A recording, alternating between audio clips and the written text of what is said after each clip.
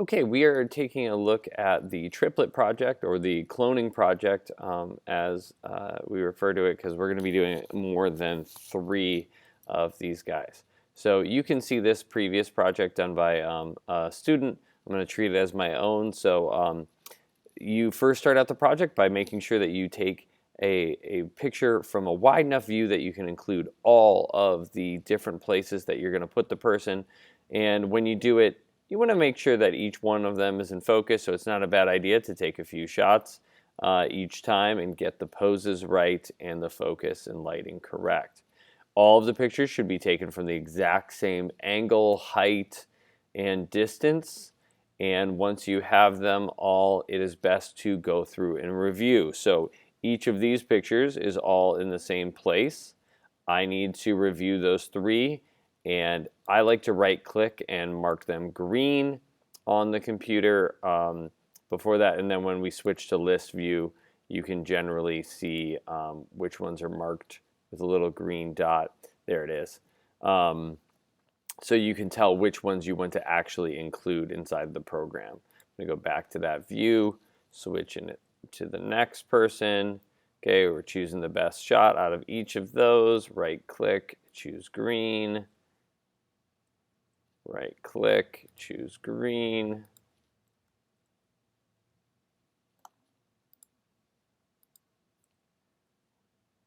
Okay. So it may be in the end that you choose a composition out of it that may exclude one of these characters, but initially you want to include all of them that could potentially work. I'm going to hop out of full screen for that. Now I am switching into Photoshop. Photoshop is where I am going to be combining the images together, and this is going to be a totally different operation than you're used to. We're going to be loading the files into a stack. We are not opening any pictures. So we are choosing File, and we're going to choose a script for the first time. Sliding in here, Load Files into Stack. Loading files into Stack allows us to open multiple pictures all in the same file at the same time, and it allows us to attempt to automatically align them. So if you had a little handshake, or you changed the direction of your camera a little bit as you took the picture, we can fix it. So I'm hitting that Browse button there, and I'm going to go to the folder that I have set up.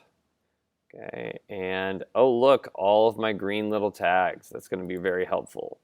Okay, I can select them each individually by holding the Command key, clicking on each of the ones that I want. Command lets us individually pick them out. If you accidentally choose the wrong one, just hold Command and click on that. Now that you have all of them, hit Open. You'll see the same documents loaded into here with all their names. You can count them to make sure you have the right number of images. And then the most important part before hitting OK, attempt to automatically align source images. So we're going to click on that one. We do not need to click the one below it, and we hit OK. This will take a moment to process. As you can see, it's loading in all the different layers over here.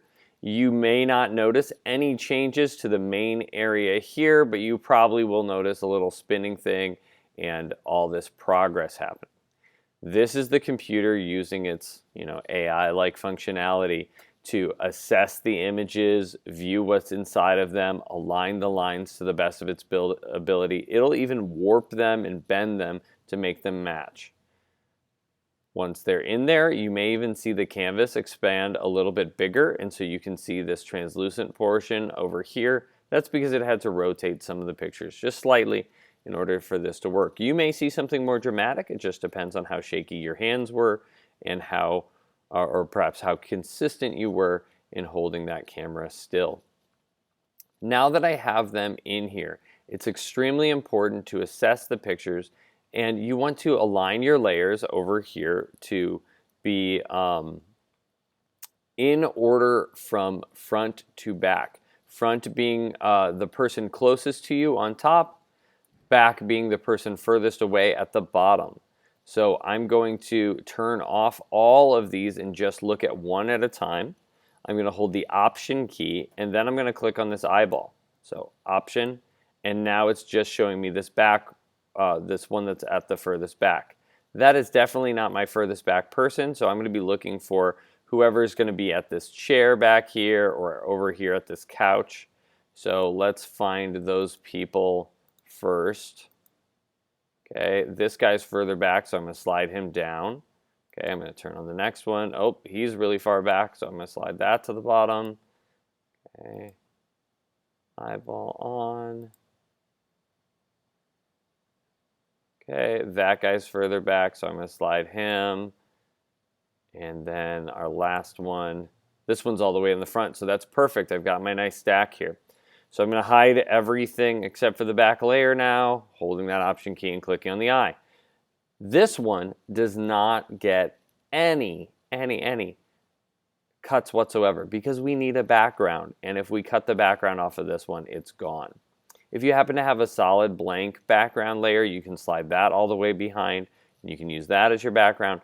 But for this case, this is set to go. So we are automatically switching to the next layer. Okay, we're going to turn that one on, and now I've got, the eyeball going on right there, and I'm going to go ahead and select my new guy here.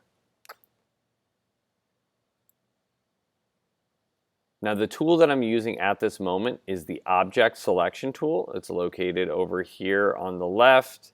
It's made for selecting objects by drawing a shape over them.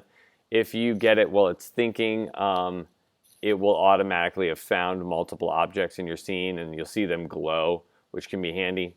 I drag that over top of this guy, but it doesn't seem to be seeing him. And when I roll over it, it seems to just be highlighting an empty chair. The reason for that is because I turned on this layer, but I didn't select it. And so I need to make sure that I click on that layer and make sure that it's highlighted as well. Otherwise, it's not looking on the layer that I think it is. So pay attention to what's visible and what's there and highlighted. Okay, so I'm going to remove that selection real quick. I'm just going to right click and deselect. And now you can see it's already finding him. But I can't just take him in this circumstance. I'm going to need a little bit more than that. I'm going to need this shadow on the chair and the shadow on the back of here. And there's no conflict really, so I'm just going to go ahead and take the whole chair. So I'm going to switch to the Quick Selection tool. That's this one with the little brush next to it. And then I'm going to paint on an additional selection. Make sure that you are on the plus version of this tool. The minus will cut off parts. Okay, so I'm just going to add. Okay, he's got a foot actually showing up through here, so I'm going to just grab that part, and we should be pretty set. Now it's reaching out and grabbing some other things. If it's necessary to remove those, you're just switching to the minus version of the tool, and you can wiggle your way back through and cut those parts out. It is possible, even after the fact, to clean this stuff up further, but you want to get kind of accurate. Okay, I have to get a little bit of this table because his leg shows through it. So I'm just going to give it a try right where it is, a little bit sloppy like that. Layer mask button down here at the bottom of layers. Okay, and there we are. It's cut out. You automatically see that other person underneath pop up. It's because it's seeing right through to the underlayer. Oops, I cut off a thumb.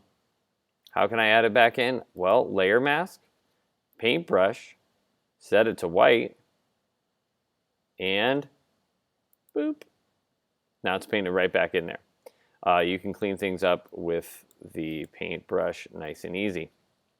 Up to the next one, not only turning on the eyeball, but also clicking on the layer, so it's highlighted, eyeball and layer. Okay, where's my person? Oh, he's over here. I'm going to use my Object Selection tool again. Okay, it finds him, but not all of him. I'm going to show you a very quick, unaccurate move that you can use when you're not being when you don't have overlapping people, I'm going to automatically go in and layer mask that one. Oh God, he has no legs. Let's grab that paintbrush, make sure I'm on the layer mask, the black and white thing there, and then let's just paint back in his legs. Let's make sure we get that shadow in there. Okay, and look at that. Looks nice and real. And now all I have to do is repeat that. So select that next layer, click on the eyeball, find the next person, select them. Now this one requires extreme accuracy because there's a person going directly behind him. So you have to click on that, get it selected, and then you must clean it up. If you don't clean it up, you're going to have problems with an overlap error. So if I were to cut this out right now, ooh, it looks like it's pretty good. It did find around the person. Okay, we've got some shadow under here that we're going to have to look for. Oh, no legs. So we'll just add those back in with the quick selection tool. Make sure it's on the plus. Add in the feet. Okay, good. The cards have changed here, so I got to add those in as well. Hit the layer mask button. And there, we have it cut out. It's nice and clean. It's sliding behind him. We're okay with that. I need to switch to the paintbrush tool and try to paint in what is missing. So getting down and around to get that shadow in there. Okay, same thing on the table. I think it's a good idea to slide in and get that reflection. A little bit underneath the table. And we're set. At this point, that covers most of it. I do have more layers to go, but that covers the general steps that you need to do here. If you're going to be doing any sort of lighting adjustments to finish this off, you need to make sure that you're at the top of your layers. You're doing an adjustment layer. That's your little button at the bottom here, the half-eaten Oreo cookie. And you're going to slide in and do any of your lighting adjustments with levels or brightness or color adjustments. And anything you do at the top will affect everything in the picture. So if I were to hit auto on that, let it process, it made it a little bit brighter. It's doing it to everything. If you happen to have this lower in your layers, it's only going to affect some of the stuff, and that could be bad. Okay. And to finish it off, and one more final step, all you have to do is get rid of those extra translucent parts on the edge and make sure that your picture is exactly 8 by 10. So I'm going to grab the crop tool located over here. I'm going to change it to 4, 5, 8, 10 on the setting up here. That's going to be an 8 by 10. And then either vertical or horizontal in your cropping, you need to make sure that you include as much of the image as possible while making it fit inside the box. So get some of those little bits out of there. So I am going to prefer a little bit right about there. It keeps that little picture in there. Feels pretty good, and it'll include this guy when we're done with him.